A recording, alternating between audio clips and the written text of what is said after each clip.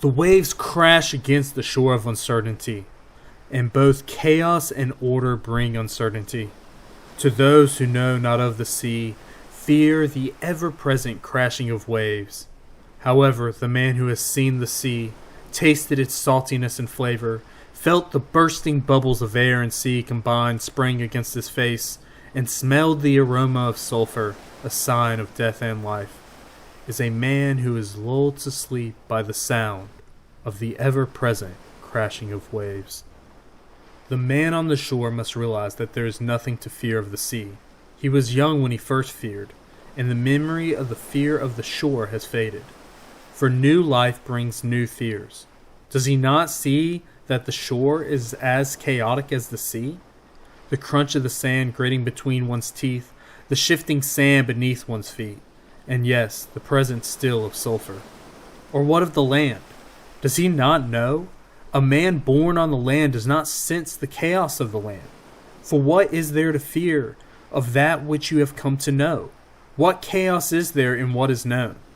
Thus, chaos becomes order, where the unknown is explored to become known.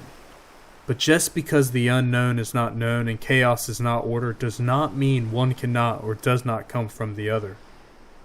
New life brings chaos, and without chaos, life does not exist. Order brought forth chaos, and chaos brings order. The man who only ever stays on the shore, or worse, the land, will only ever know himself as he currently is. But one does not know himself fully. He only knows of himself as much as he lets himself know.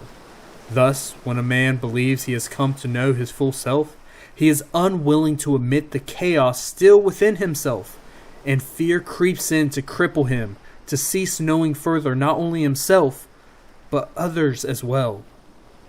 For order is what is known, and that which is unknown is chaos. Why bring chaos into order? Why know the sea when you already know the shore? Again, though, does the man not know that he at one point did not know the shore? Why did he explore the shore and come to know it? Why? Because chaos entered and order was desired to be found. For a man who finds that any part of his being is chaotic desires to bring order to it. This can only be done through a metamorphosis of the soul, a changing of the mind, an understanding of the chaos, and a determination to know that which was unknown.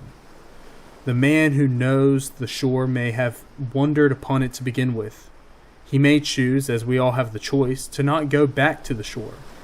But then he will never come to know the sea beyond the shore. And even if he comes to know the shore but never explores the sea, he will then never know what lies beyond the sea.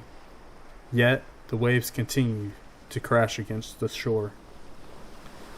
So the man who has come to know the shore and desires not to go out to sea believes that chaos has been vanquished, at least for himself. Although a man who desires not to go out to sea is at least wiser than the fool who believes it's impossible to even go out. It is quite comical to think of those who believe it impossible for anyone to go out to sea when they have come to know the shore. The irony. Regardless, the waves that crash against the shore brings uncertainty in the heart of a man who fears the unknown. A man who has only ever known the shore may one day experience that the chaos of the sea may bring a storm upon the shore, and thus brings chaos to what once was order. Any means to try and control the chaos without understanding it will only lead to more chaos. This is how order is pushed to the brinks of chaos through order itself. And while some men try to control chaos with order, other men try to control chaos without order.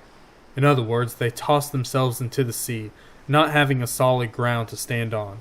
We are not born into the sea so to sink. We are born on the land. We must walk before we run and crawl before we walk.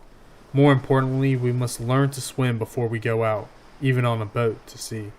For the dangers of chaos are not to be trifled with lightly. We must find where the sea meets the land before we can find where the next horizon meets this one. One must take a step into the foam remnants of the crashing waves while keeping one foot on what they already know. To be tossed into pure chaos with no foot on the known is to be lost. One does not want to be lost at sea. They will be tossed to and fro in whatever direction the sea takes them. ending up in a place worse than whence they started. Or they will be stuck at sea so long that they become mad, such that if they ever do see the shore again, they will have to convince themselves that such a place is safe and orderly. For remember, they did not come to know the shore prior to being tossed into the sea, or they will drown. Thus, chaos cannot exist without order, and order cannot exist without chaos. Most would prefer to not have chaos. But, whether we care to admit it or not, chaos is thrust, by force and other times by happenstance, upon us. For chaos will always exist in the horizon. That which we cannot see nor know in our present circumstance is the uncertainty of life. We will never know if chaos will leave us or when it will come, so one must choose to press on into chaos or hope that it never comes. As for me, I choose to be lulled to sleep by the sound of the ever-present crashing of waves.